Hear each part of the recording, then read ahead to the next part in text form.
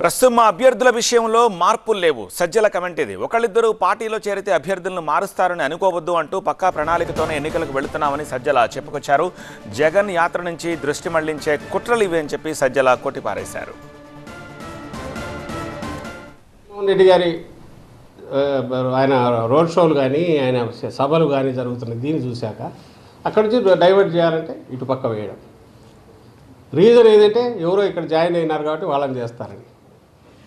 ఇదే తెలుగుదేశం పార్టీని అంటే ఎత్తిపోయి దివాలా తీసే టైంలో ఆ టైంకి ఎవరో దొరికితే వాళ్ళని తీసుకుని ఏదైనా చేసుకోవడానికి. ఇది వైఎస్ఆర్ కాంగ్రెస్ పార్టీ సిస్టమేటిక్గా ఆర్డర్లో నడుస్తుంది.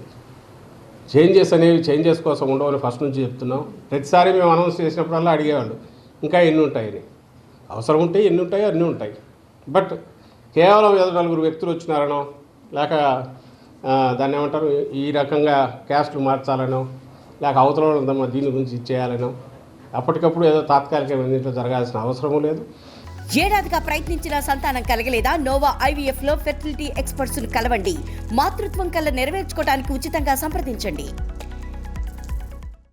జరిగే పరిస్థితి కూడా లేదు. ఖచ్చితంగా టీం ఏదైతే ఉందో అది బ్రహ్మాండంగా ఉంది. దీనికి సంబంధించినంత వరకు ఇది యాజ్ ఇట్ ఈజ్ ముందుకు వెళ్తుంది.